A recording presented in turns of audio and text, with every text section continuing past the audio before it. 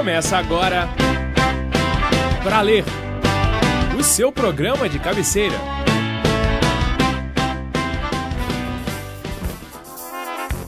Olá, está começando Pra Ler. Eu sou Thaís Marinho e hoje nós vamos falar sobre quadrinhos. Quadrinhos num programa sobre literatura? Aposto que você acabou de se perguntar isso. E a resposta é sim, HQs são um tipo de leitura. E é sobre isso a nossa entrevista de hoje. Quem vai conversar com a gente é o jornalista, professor universitário e membro do Núcleo de Pesquisas de História em Quadrinhos da Universidade de São Paulo, o Paulo Ramos. Além de falar se quadrinhos é literatura ou não, ele também falou sobre essa ideia de quadrinhos ser para crianças, o que HQs tem de bacana e muito mais. Escuta só. Paulo, eu acho que a primeira pergunta é assim, quadrinho é literatura? Essa é uma discussão um pouco complicada e que vem sendo arrastada há muito tempo. O que se entende hoje é que quadrinhos e literatura são linguagens distintas, mas existem pontos complementares. Então, um pouco hoje se pensa desse jeito. Quadrinhos são quadrinhos, literatura é literatura, são formas de leitura igualmente válidas e que têm, sim, pontos de contato. Então, por que ler quadrinhos? O que o quadrinho traz para o leitor, diferente da literatura? Os quadrinhos são uma forma de leitura. Assim como outras formas de leitura, a gente vai buscar nessas formas de leitura diferentes aspectos, desde buscar informação. Na literatura a gente vai buscar ter contato com uma narrativa, com uma história, vai buscar entretenimento. Nos quadrinhos a gente vai buscar também, imagino, entretenimento. Então, existem várias formas de entrada para justificar a leitura de história em quadrinhos. E um dos mitos que se tem é que quadrinhos é para criança, mas no início ele não foi criado para ser para criança, né? Como é que é isso? Seguramente nos jornais do século XIX já existiam histórias em quadrinhos, ou para ilustrar um determinado fato, ou por meio das charges. O diálogo dos quadrinhos com as crianças ou com o público juvenil mais jovem se deu a partir da primeira metade do século XX, em particular com a revista O Tico Tico, que trazia textos infantis e também histórias em quadrinhos. Então, precisa-se ficar bem claro isso. Existem quadrinhos e quadrinhos. Alguns produzidos para o leitor infantil, outros produzidos para o leitor juvenil e outros produzidos para um leitor mais maduro, um leitor adulto. Indica pra gente, assim, autores que fazem quadrinhos atualmente, que você goste mesmo, uma dica pro leitor. Na internet, eu entendo que a internet é um ótimo local para circulação de tiras cômicas, porque elas são curtas e você consegue fazer uma leitura mais rápida, como na verdade é a leitura na internet, que é uma leitura mais rápida. Citaria, por exemplo, os trabalhos, e aí uma busca no Google pode indicar os sites, dos trabalhos de Rafael Sica, os trabalhos de Orlandelli. Em termos de papel, nós temos várias coletâneas de tiras que são muito boas, e nós temos também, que começa a ganhar força agora, as narrativas em quadrinhos mais longas, como se fossem livros ou romances. Você ouviu o jornalista, professor universitário e membro do Núcleo de Pesquisa de Histórias em Quadrinhos da Universidade de São Paulo, Paulo Ramos.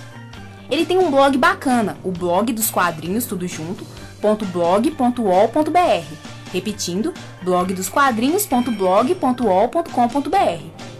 Um tipo de HQ que está sendo muito publicado atualmente é a adaptação de livro para quadrinhos. Mas tem muita polêmica aí. Vamos ouvir uma reportagem sobre o assunto. Procure no Google adaptações de livros para quadrinhos. Tenho certeza que você vai encontrar várias notícias. Adaptar livros, mais especificamente clássicos para quadrinhos, está na moda. Mas não começou agora. Existem adaptações literárias para HQs pelo menos desde 1930. Mas recentemente isso se tornou muito comum. O diretor da Conrad, Rogério de Campos, cita 2 motivos para essa febre de adaptações. É que, assim, acabou o preconceito quando está em quadrinhos, depois de décadas, passou a ser indicado para escolas, o governo tem aumentado a cota de quadrinhos nos seus programas de fornecimento de livro para a biblioteca, e isso tem motivado a cobiça das editoras, que têm lançado cada vez mais coisas para atender isso daí, esse mercado. O resultado é bem irregular, algumas coisas são bem feitas só para vender, só enganação. Tem um movimento que é dos quadrinhos chegarem à sua maturidade, né? Os quadrinhos do mundo inteiro têm vivido um momento muito especial. Como o Rogério disse, os quadrinhos estão sendo indicados para serem usados em sala de aula. Em 2006, o Programa Nacional Biblioteca da Escola colocou HQs na lista de livros a serem comprados para escolas públicas, só que sempre priorizando adaptações de clássicos literários. E é muito dinheiro que rola nessa venda de livros para o governo. É o que o jornalista, professor universitário e membro do Núcleo de Pesquisa de Histórias em Quadrinhos da Universidade de São Paulo, Paulo Ramos, fala pra gente. Vamos pegar um exemplo. A editora tem uma tiragem de 2.000 exemplares, quando muito. Uma lista do governo compra em torno de 5.000 a 35.000. É um excelente negócio. Polêmico, né não? Mas como ficam as adaptações de livros para HQs? Vamos ouvir a opinião de Paulo Ramos sobre essas adaptações. Do ponto de vista da adaptação em si, nós conseguimos e podemos, a partir da adaptação, criar uma outra obra. Isso que precisa ficar bem claro. Se eu adaptar o Memórias Póstumas de Brás Cubas do Machado de Assis para a linguagem dos quadrinhos, eu estou produzindo uma outra obra. E nada vai substituir a leitura do original. A adaptação em si eu não vejo problemas. Eu vejo problema você usar a adaptação para fazer com que, a partir dela, o aluno se volte para o texto original. Por que não, então, ir direto para a obra original? Se você se interessou pelo que a gente falou por aqui, entre no blog e escute as entrevistas na íntegra. O endereço é www.praler.wordpress.com. Nem só de papel impresso vive o mundo dos quadrinhos. Tem muita coisa bacana sendo produzida e discutida na internet. Quem dá a dica pra gente são duas ladies. Mariama Fonseca e Luciana Cafage são criadoras, junto com Samantha Cohen, de um blog que fala de mulheres nos quadrinhos. Olá, meu nome é Mariama, eu faço parte do blog Ladies Comics junto com a Samantha e a Luciana, e a gente fala um pouco de mulheres e quadrinhos no blog. E a gente queria falar com vocês um pouco desse universo, dando dicas de sites e blogs. Eu acho que a primeira dica seria um lugar onde você pode achar de tudo. Então, eu acho que o Universo HQ é um bom site de notícias, se você quiser saber, ficar por dentro de o que acontece no Brasil e fora também. Eu acho que o blog da Luciana, que faz parte também do nosso blog, Los Pantozelos, também é uma ótima fonte de tiras, assim como o irmão dela, Vitor Cafage, que tem o Pani Parker. Você ouviu Luciana Cafage e Mariama Fonseca dando dicas de sites legais sobre HQs. E já que estamos falando tanto de quadrinhos hoje, que tal ouvir uma tirinha? E a tira escolhida foi de Enfio, famoso cartunista, aqui de Minas, sabia? Ele criou personagens como a Graúna, Zeferino e Bode Orelana. Esse último é o personagem da tirinha que vamos ouvir. Vamos lá. Ladrão! Há um engano. Tem nível universitário, pós-graduação, família tradicional, largo círculo social. Desculpe, corrupto! Assim sim, no respeito. Você ouviu uma interpretação de uma tirinha do cartunista Enfio. E o Pra Ler fica por aqui. Gostou do papo de hoje? Então acesse o blog www.praler.wordpress.com.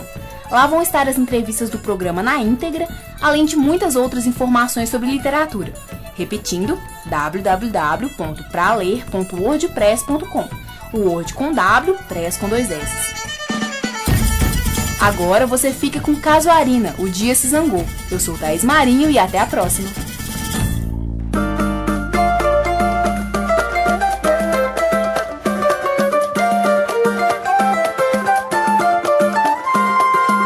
Em virtude do tempo, hoje não há futebol. Veio uma chuva de vento e levou pra bem longe o sol.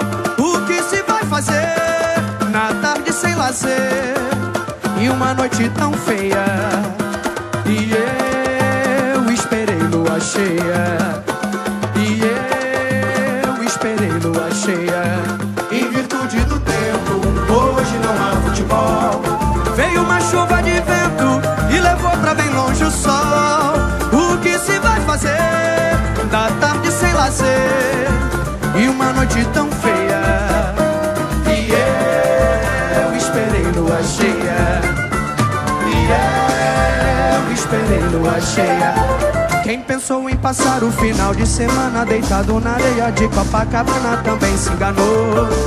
Quem pensou no pagode do Pará, quem pode já viu que não pode, ficou na saudade e o tempo fechou.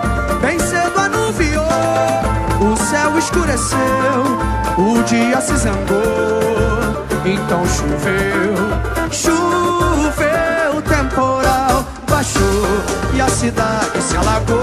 Temporal baixou e a cidade se alagou. Em virtude do tempo, em virtude do tempo, hoje não há futebol. Veio uma chuva de vento e levou pra bem longe o sol. O que se vai fazer na tarde sem lazer e uma noite tão feia? E eu esperei lua cheia, e eu esperei lua cheia. Quem pensou em passar o final de semana deitado na areia de Copacabana também se enganou. Quem pensou no pagode do Pará, quem pode já viu que não pode, ficou na saudade e o tempo fechou. Bem cedo anuviou, o céu escureceu, o dia se zangou, então choveu, choveu, temporal baixou e a cidade se alagou. Temporal baixou e a cidade se alagou. Oi, temporal baixou e a cidade se alagou. Temporal baixou e a cidade se alagou.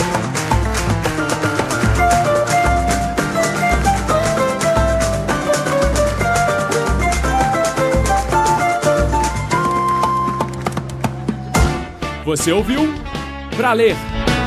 Este programa foi produzido como projeto de conclusão do curso de Comunicação Social da UFMG, habilitação Jornalismo.